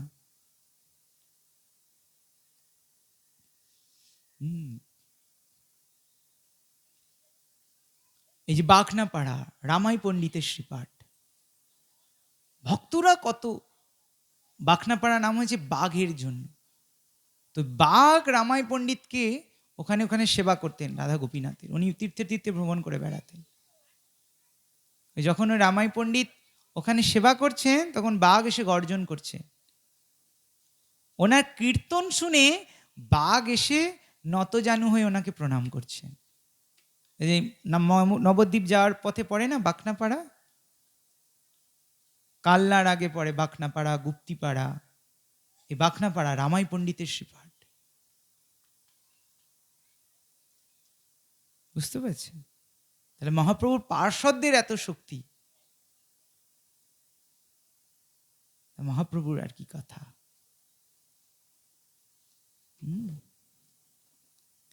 এই জন্য ভগবানকে চেনার সহজ উপায় হচ্ছে, ভগবানের কখনো গোঁপদাড়ি ওঠে না। কৃষ্ণের কখনো গোঁপদাড়ি উঠেছিল?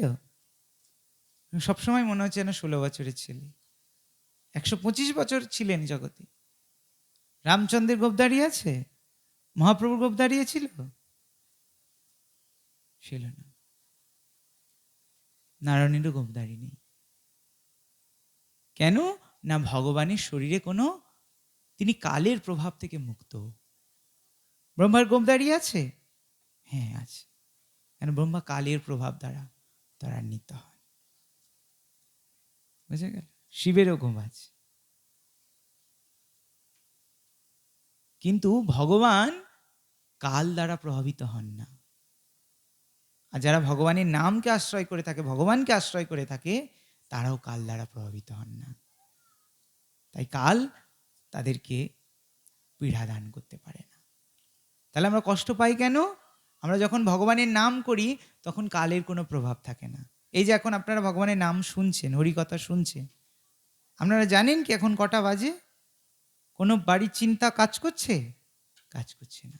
কিন্তু যখন কথা শেষ হয়ে যাবে তখন মনে হবে বাড়ি গিয়ে বাড়ির লোকটাকে খেতে দিতে হবে, এই করতে হবে, তাই করতে হবে, তাই না?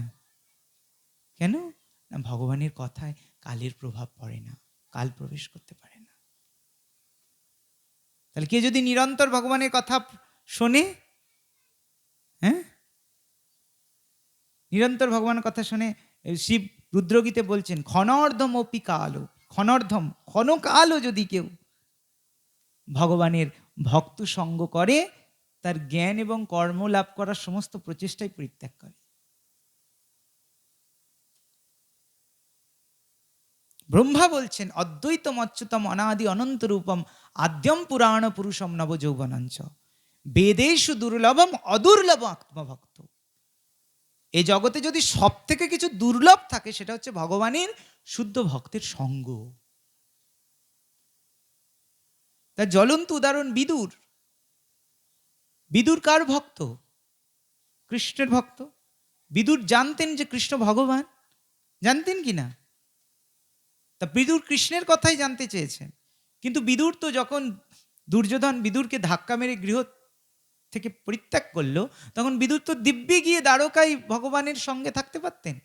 পারতেন না? পারতেন কি না? ভগবানের সঙ্গে থাকলে তো ভগবানের লীলাগুলো দর্শন করতে পারতেন, ভগবানের সঙ্গ লাভ করতেন, তাই না? কিন্তু বিদুর তা করলেন না। বিদুর কি করলেন? গৃহ ত্যাগ করে তীর্থে তীর্থে ভ্রমণ করলেন, মৈত্র ঋষির সঙ্গ করলেন, মৈত্র ঋষির কাছ থেকে সেই কৃষ্ণের লীলায় শ্রবণ করলেন। করলেন না? কেন?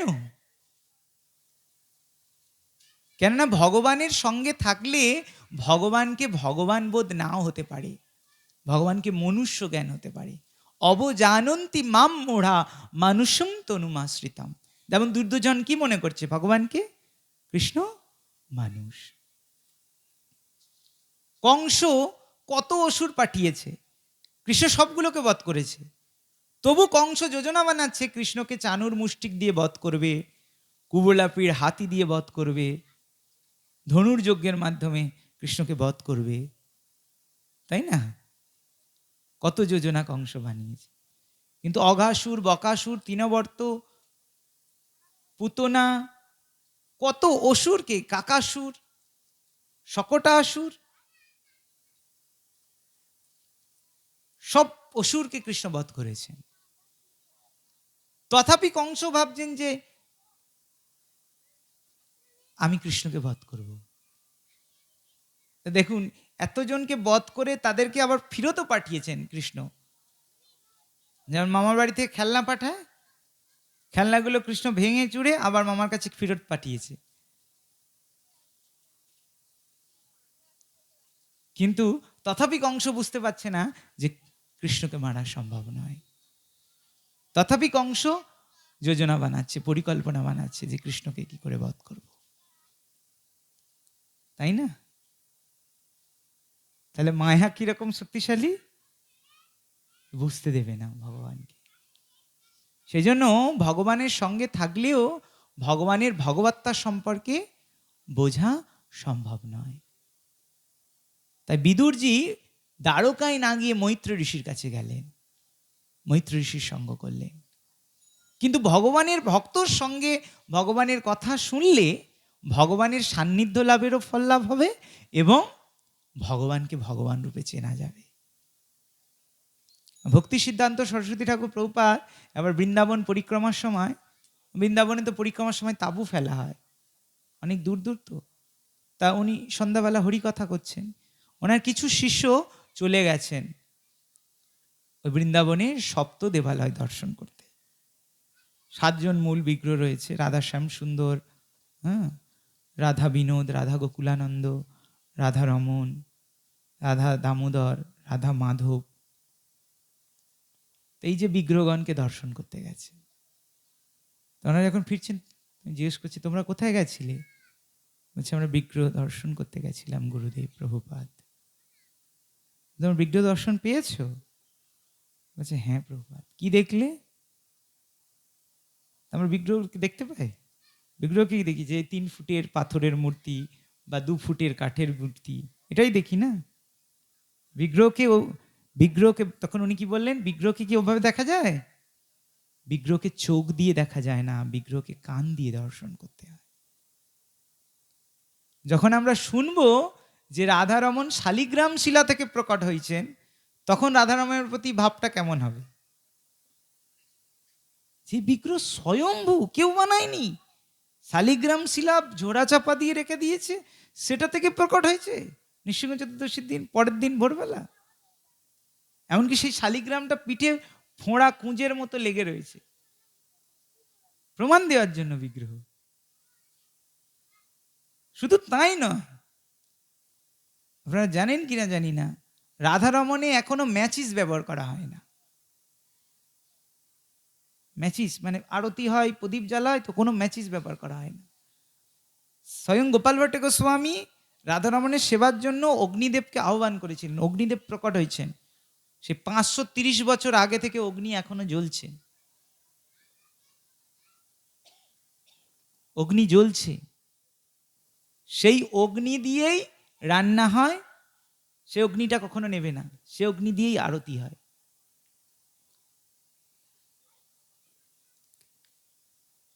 এখন গৌড়ীয় মঠের একজন সন্ন্যাসী, উনি এই সন্ত গোস্বামী মহারাজের মঠের শিষ্য, খুব অল্প বয়সী।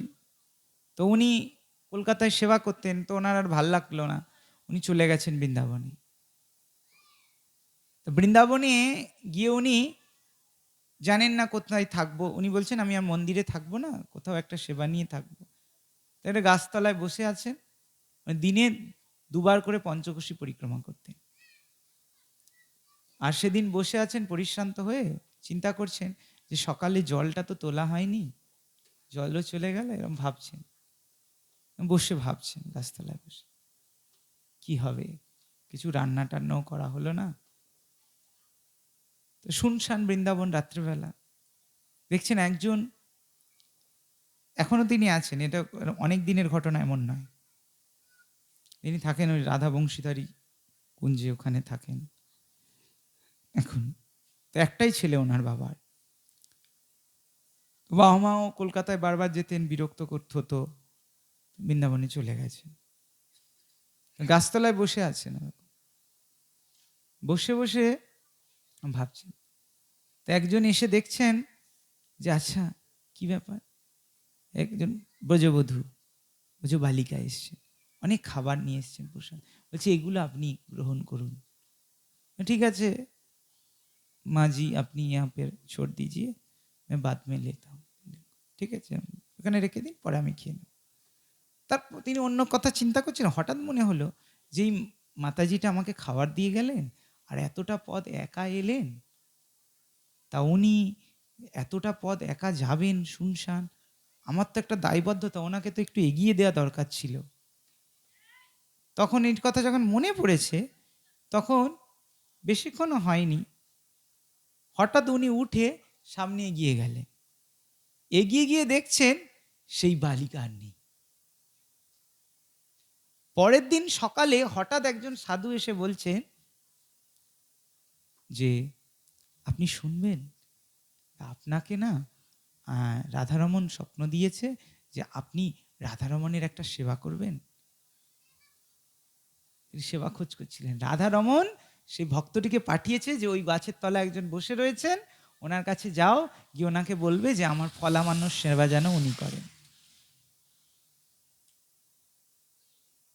তখন তিনি তো অবাক হয়ে গেছে। বেশি দিন আগের ঘটনা না, এখন কত ওনার বয়স 43 সেরকম হবে, উনি বংশীধারী কুঞ্জে থাকেন। তো রাধারমণ তার থাকারও ব্যবস্থা করে দিলেন, আবার প্রসাদের ব্যবস্থা করে দিলেন, আবার রাধারমণের সেবার ব্যবস্থা করে। রাধারমণের সেবা সাধারণত ওদের বংশ পরম্পরাই করে, গোস্বামী বংশ পরম্পরা হয়। পালা পড়ে যখন তারা এসে থাকে, সেবা করে। কারোর 17 দিন, কারোর 1 মাস, যার যেরম সন্তান হয়েছে, কারোর 5টা পুত্র হলে সেবাটা কম হবে, টাইমটা কমে যায়, এভাবে সেবা করে। কিন্তু রাধারমণ ওনার সেবা গ্রহণ করবেন বলে ওই পূজারীকে পাঠালেন যে ওখানে যাও, এখনো সেই ভক্তটি আছেন বৃন্দাবনে, 43 বছর 44 বছর বয়স হবে। অদ্যাপি সেই লীলা করে গৌর রায়, কোনো কোনো ভাগ্যবান দেখিবারে পায়। তা সে বালিকাটার কে বুঝতে অসুবিধা আছে? মায়াপুরের একটা ঘটনা বলি শুনুন। মায়াপুরে একজন বিখ্যাত ব্যক্তি, মায়াপুরে অনেক বড় বড় লোকরা আসে, আমাদের ইস্কনের কথা বলছি। তো তিনি এসছেন, এই এসে দর্শন করতে গেছেন, জুতোটা বাইরে খুলতে হয়।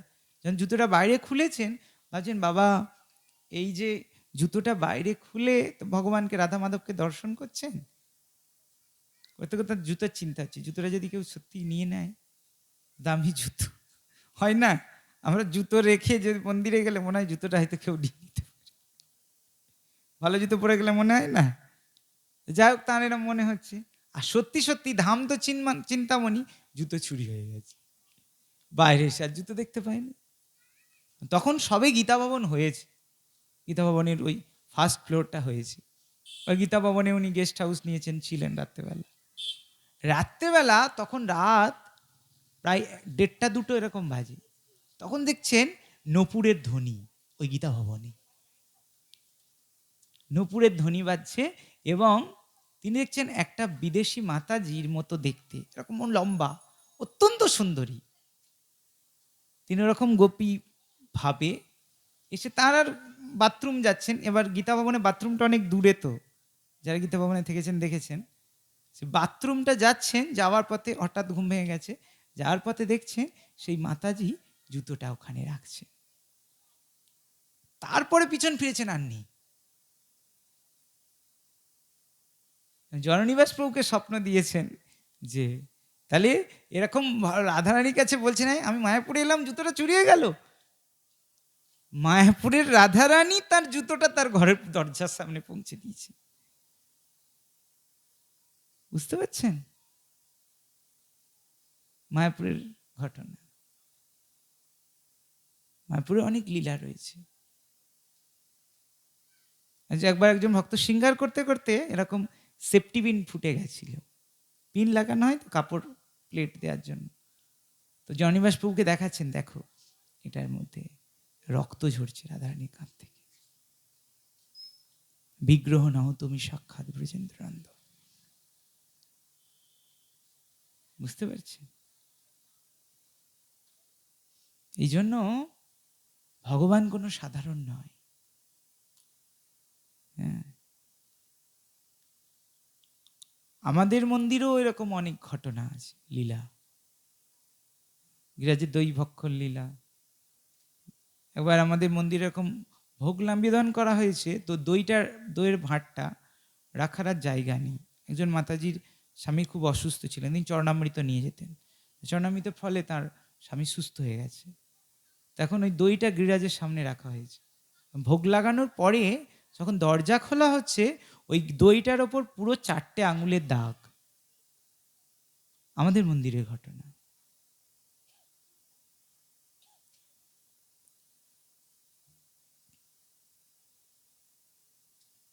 অল্টারে তো কেউ ঢোকে না, দরজা বন্ধ ছিল।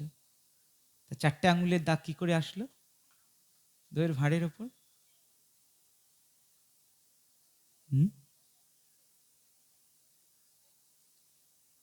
হয়তো অনেকের কাছে অবিশ্বাস্য মনে হতে পারে, কিন্তু এরকম ঘটনা।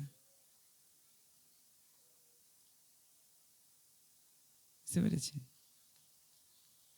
তো সেদিন থেকে থেকে বোঝা গেল যে গিরিরাজের দই খুব পছন্দ।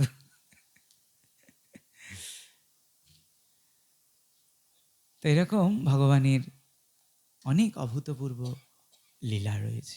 ভগবান লীলা করেন। মায়াপুরে এরকম অনেক ঘটনা রয়েছে যে বিগ্রহ জড় নয়।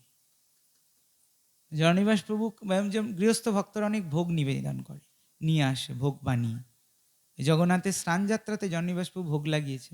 তো একজন মাতাজি, জগন্নাথ তো লঙ্কা খায় না, তো মাতাজি ঝাল দিয়েছে খুব। জগন্নিবাস প্রভু ভোগ লাগিয়ে বাইরে এসে ধ্যান করছেন, বুঝতে পেরেছেন জগন্নাথের খুব ঝাল লেগেছে ওই খাবারটা, এবং পার্টিকুলার ওই ভোগটাই জগন্নিবাস প্রভু নিয়ে বাইরে। মাতাজি বলে, খবরদার আপনি আর কোনোদিন ভোগ আনবেন না। এবং সত্যি মাতাজি তখন টেস্ট করে দেখছে প্রচন্ড ঝাল।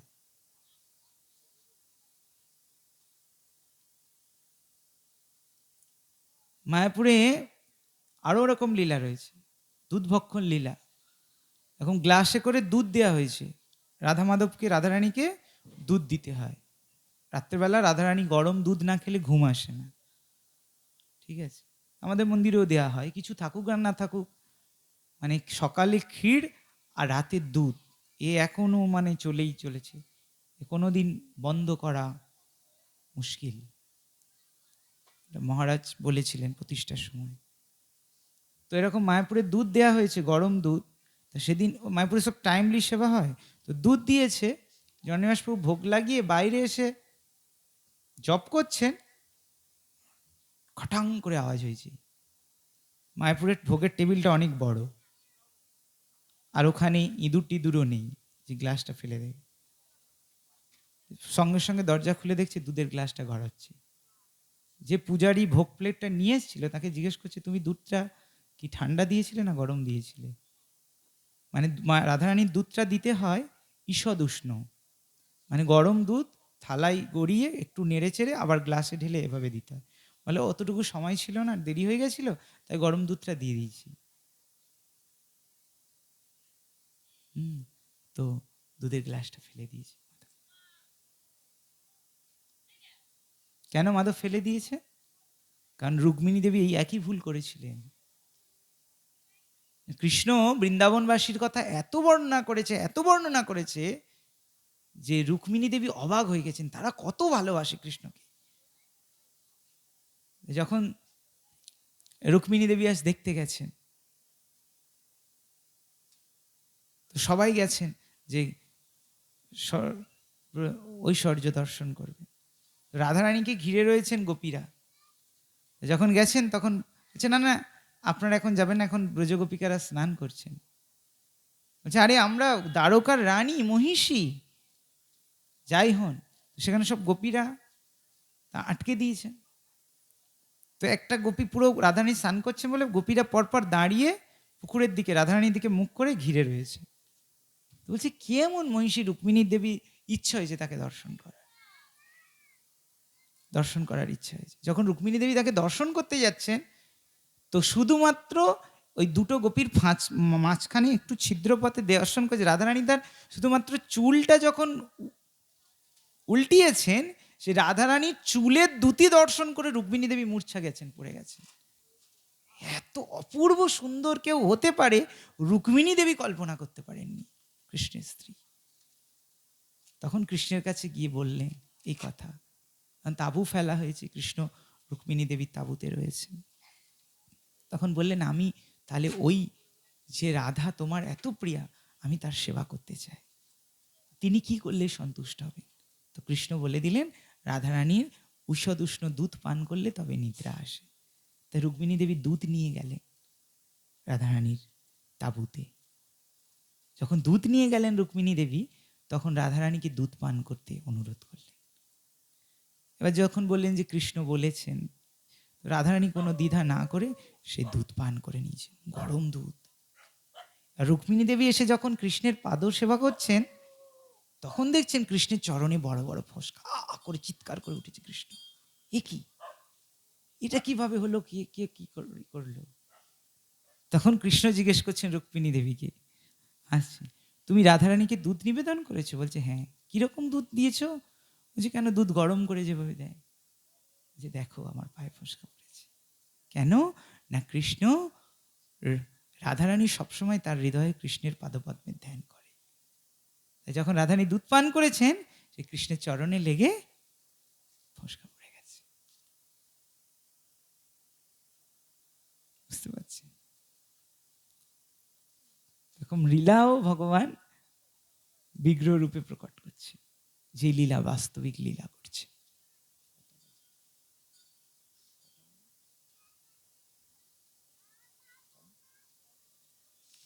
তো সেই জন্য ভগবানের যে প্রেমময়ী লীলা, ভগবানের কথা আমাদের বলার বক্তব্য সেটাই, যখন ভগবানের শুদ্ধ ভক্ত বা ভগবানের ভক্তরা মন প্রাণ দিয়ে সেবা করে, শুদ্ধতা মেনে সেবা করে, বা ভগবানের শুদ্ধ ভক্ত থাকে, তখন ধাম তার লীলা প্রকট করে, ধাম তার লীলা প্রকট করেন, ধাম তার স্বরূপ প্রকট করেন। কিন্তু যখন পাপের পরিমাণ বৃদ্ধি পায়, তখন ধাম তার স্বরূপ আবৃত করে, লীলাকে আবৃত করে। এই জন্য আমাদের গিয়ে ধামে গিয়ে যথেচ্ছাচারে পাপ করা উচিত নয়। ধাম অপরাধ শূন্য এ ধামে বাস করতে হবে,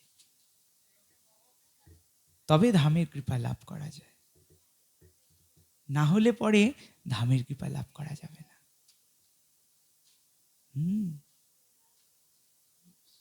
ধামের কৃপা লাভ করা যাবে না। আমরা যদি ধামের কৃপা লাভ করতে চাই, কি করতে হবে? প্রথমে ধামবাসীর সেবা করতে হবে। ধামে প্রবেশ করতে গেলে তিনজনের কৃপা লাগে, ধামবাসীর কৃপা, ধামেশ্বরের কৃপা, আর যোগমায়ার কৃপা। যোগমায়া হচ্ছেন পৌর্ণমাসী দেবী, যিনি পৌরমায়া নামে নবদ্বীপে আছেন, আর পৌর্ণমাসী নামে বৃন্দাবনে আছে। কৃষ্ণের জন্ম হয়নি, কৃষ্ণের জন্মের আগে মহাদেবের নির্দেশে ওই পৌর্ণমাসী দেবী ওই কাশী ছেড়ে চলে এলেন বটু মধুমঙ্গলকে নিয়ে। নন্দ মহারাজের 90 বছর বয়স হয়ে গেছে, কোনো সন্তান হয়নি। তখন ওই পৌর্ণমাসী দেবী গণনা করে বললেন যে আপনার সন্তান হবে। আর পুত্রষ্টি যজ্ঞ করছে, কিন্তু সন্তান হচ্ছে না দেখে রাজা যদি কোনো সন্তান না থাকে তাহলে কেমন লাগবে বলেন তো? সবাই খুব দুঃখিত। যখন পৌর্ণমাসী দেবী বলেছেন আপনার সন্তান হবে, তখন থেকে পৌর্ণমাসী দেবীকে রেখে দিয়েছেন বৃন্দাবনে, এবং ঘর বানিয়ে দিয়েছেন নন্দ মহারাজ। এইভাবে পৌর্ণমাসী দেবী বৃন্দাবনে থেকে গেলেন। তো পৌর্ণমাসী দেবী না থাকলে বৃন্দাবনে এই লীলাগুলো সম্পন্ন হতো না। যোগমায়ের দ্বারা কৃষ্ণের লীলা সম্পন্ন হচ্ছে। যেমন কৃষ্ণ শ্রীমতী রাধারানীর গৃহে প্রবেশ করলেন, তো কথা বলছেন, জটিলা কুটিলা বুঝতে পেরেছে, বলছে আরে এক্ষুনি কৃষ্ণ, এক্ষুনি শাশুড়ি মা চলে আসবে, তুমি চলে যাও। কৃষ্ণ বলছেন না, আমি যাব না। তো তখন এবার কৃষ্ণ যেরকম জটিলা কুটিটা দরজা খুলেছে, দেখছি যে রাধারানী বিছানায় বাঁশি পড়ে আছে। যে দেখো, কৃষ্ণ অন্তর্ধান করে গেছে, বাঁশি পড়ে আছে। বলছি কৃষ্ণ তো এসেছিল, দেখো দেখো তোমার কুলবধূ কেমন। কুটিলা বলছে তার মা জটিলাকে।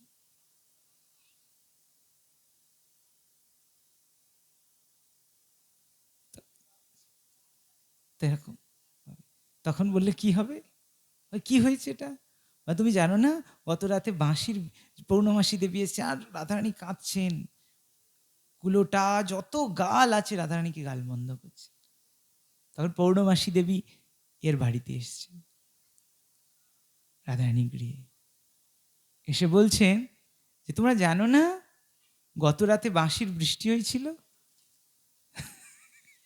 তখন প্রত্যেক গোপীর গৃহে গিয়ে দেখছে যে প্রত্যেকের বিছানায় একটা করে বাঁশি পড়ে রয়েছে। রাধারানীকে কে বাঁচালেন? পৌর্ণমাসী দেবী। গর্গ সংহিতায় এই লীলাটি রয়েছে, অনেক লীলা রয়েছে। কি করে গোবর্ধন পর্বত এলেন,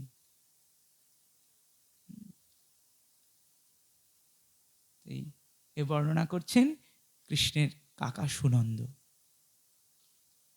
নন্দ মহারাজকে বলছেন চলো আমরা বৃন্দাবনে চলে যাই। বৃন্দাবনে কেন যাবে?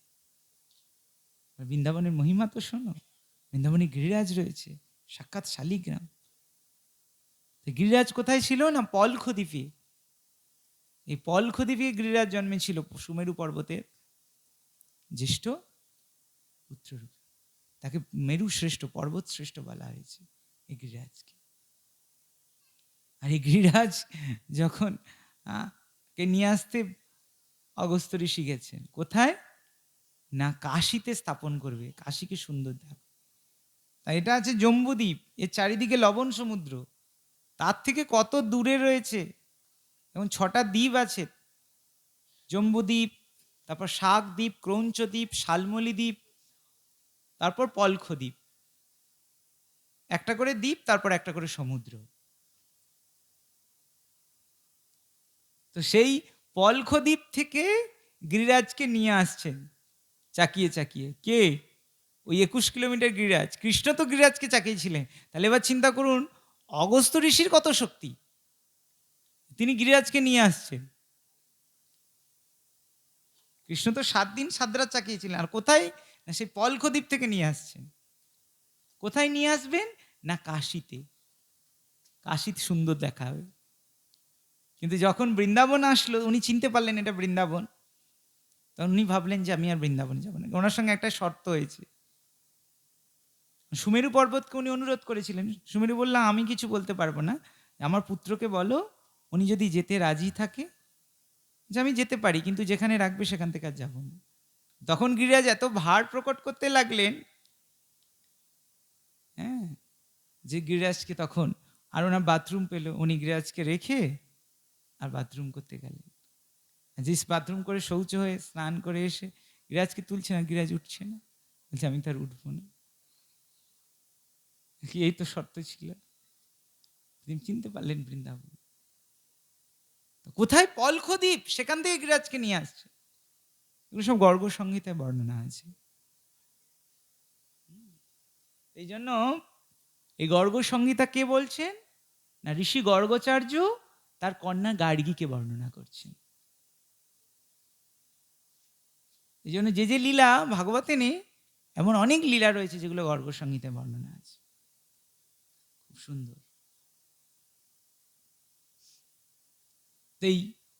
তখন ওই সুনন্দ বর্ণনা গল্পটা শোনাচ্ছেন, কাহিনীটা কাকে শোনাচ্ছেন? নন্দ মহারাজকে। কেন? এই গোকুল ত্যাগ করে কোথায় যাবে না? বৃন্দাবন।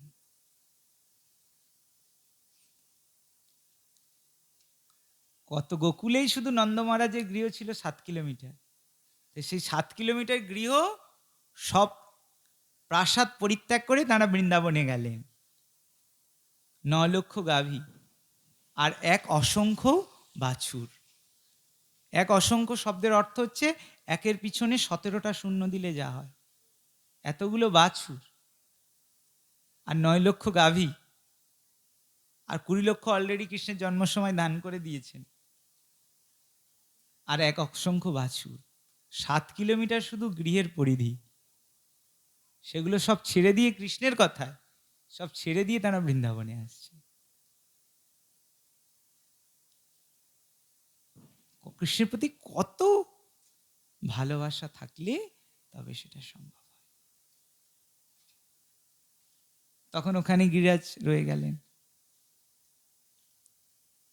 কৃষ্ণ আসার অনেক আগে গিরিরাজ এসছে।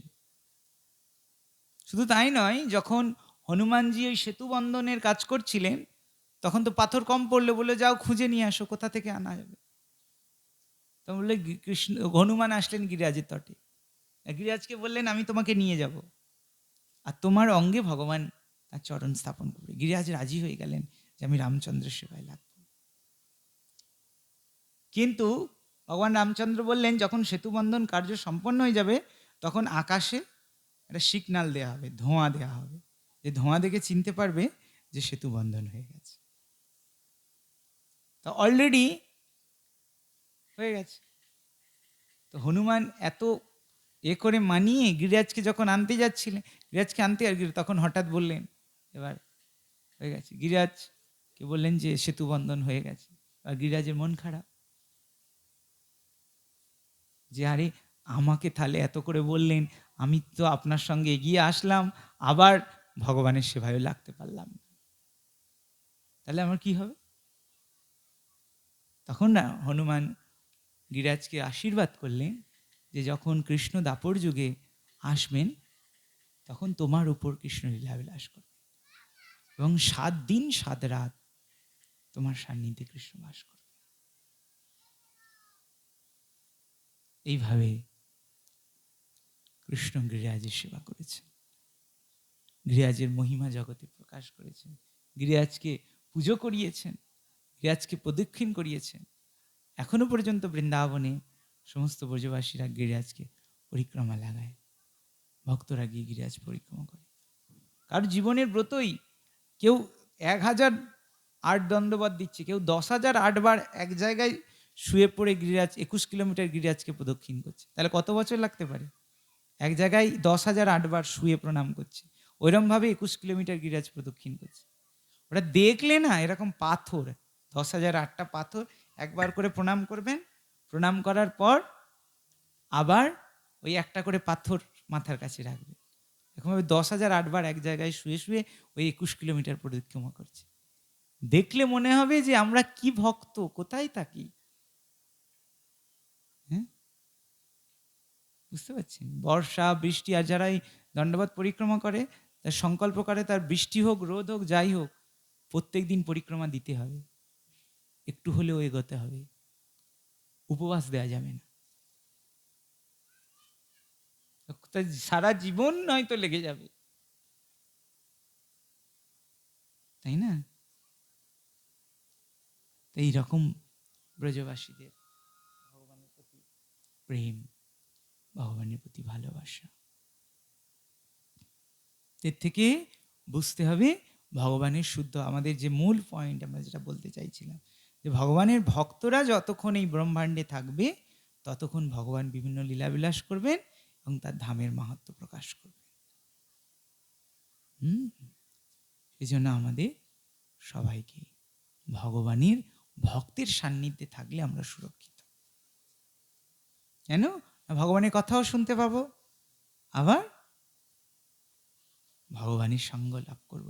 এই ভগবানের কথা শোনা আর ভগবানের সঙ্গ লাভ করার মধ্যে কোনো তফাৎ নেই। ভগবান তো ভাগবত রূপে প্রকটিত হয়েছে। যদি কেউ ভাগবতের লীলা শুনছে, তার মানে সে কি করছে? ভগবানের সঙ্গ লাভ করছে। এই জন্য আমাদের যে কোনো পরিস্থিতিতে ভগবানের ভক্তের সান্নিধ্যে থেকে ভগবানের কথা শ্রবণ কীর্তন করতে হবে, যার ফলে আমরা নিরন্তর ভগবানের ভক্তের সান্নিধ্য লাভ করতে পারো, ভগবানের সান্নিধ্য লাভ। ঠিক আছে, এখানে রইল অমৃত লহরী, বদন বরিয়া বলো হরি বল। আর অনেকেই বাড়ি যাবেন, হ্যাঁ করছেন। আমরা একটু কীর্তন করি।